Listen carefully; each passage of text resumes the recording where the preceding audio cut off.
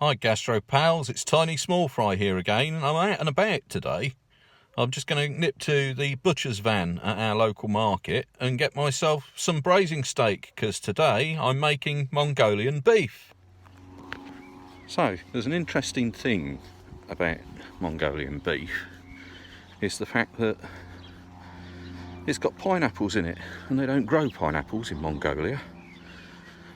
So, what's that all about? So, that was a bit of a fail. Apparently this time of year they don't have much call for it. So off I go to the local supermarket, go and get some braising steak from there. And the clouds are just about to open. Oh, I don't know why I'm wearing this. Clouds are just about to open, so thankfully the place I'm going has got an underground car park. So we're safely back from the supermarket, and we've bought two different types of beef. First one is braising steak, and we know what to do with that. That just needs to be nicely sliced. And this second piece is beef skirt. Now it's a form of steak, and it's quite tough, and as you can see it's quite thick and really sinewy, and that's because it's a really tough piece of muscle and quite fibrous. So what we'll need to do is cut that across the grain at a 45-degree angle. So here you can see it really is quite a tough job cutting through this steak. I'm really going to go and sharpen my knives, but I won't show you me doing all of this, but you can see it's quite a tough piece of steak. I'll come back once I've finished chopping it all up. And here is our beef, all finely sliced and ready to be coated in corn flour, bicarbonate of soda mixture, which I'm going to prepare next.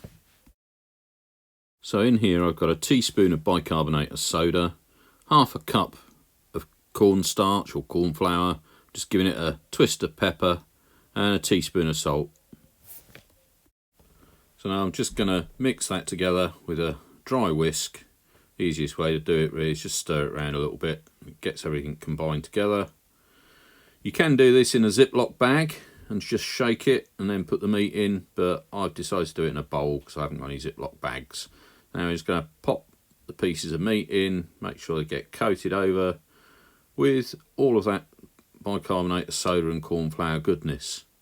The idea being the bicarb will actually tenderise the meat a little bit, along with the salt and black pepper, and the corn flour just gives it that little bit of coating that will thicken the sauce up for us. Now we're moving on to making our sauce, and we're starting off with 200 ml of beef stock, to which we add half a cup of soy sauce, 2 tablespoons of hoisin sauce,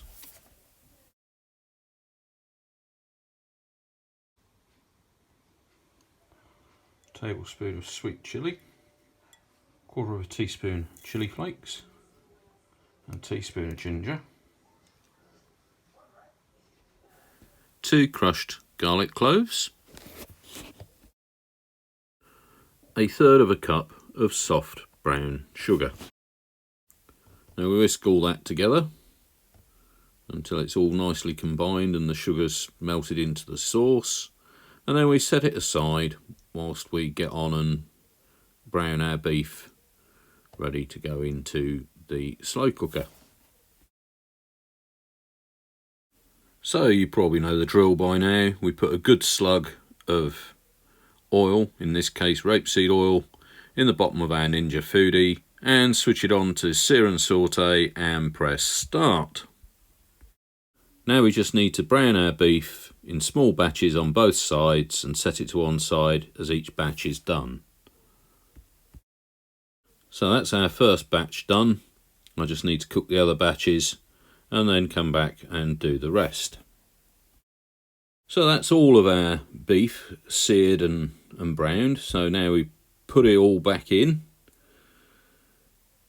and there's a bit more beef than I gave credit for, but yum yum, more beef for me.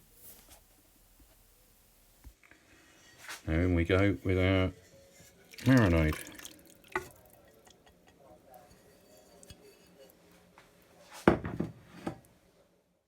So we're on sear and saute to bring it up to temperature, ready for slow cooking. Something I nearly forgot to mention is that I've added the juice from a tin of pineapples just to add more volume to our liquid, ready for the slow cooking. So now we're up to temperature. It's a bit foamy, I think, give it a stir, but we're up to temperature, so it's time to put the lid on and move into slow cooking mode. So now we're putting our Ninja into slow cook mode on low temperature, but the default is 6 hours.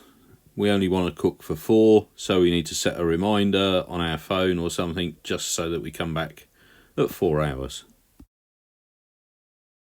So here we are at the 4-hour mark, and I've just added in some matchstick carrots, and I'm about to stir those in.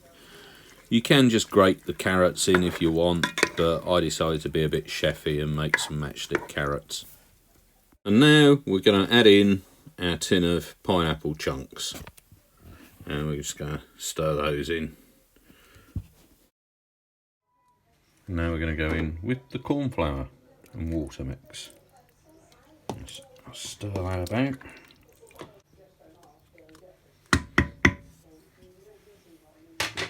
And now we put the slow cooker temperature up to high and put the lid back on.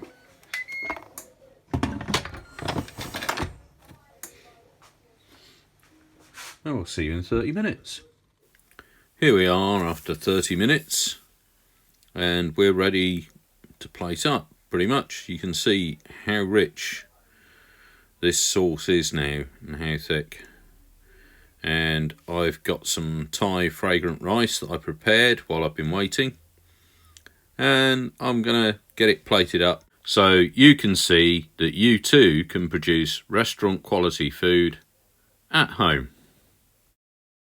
So here's our plate this evening: spicy Mongolian beef served with a sprinkling of sesame seeds and spring onions and a side of Thai fragrant rice.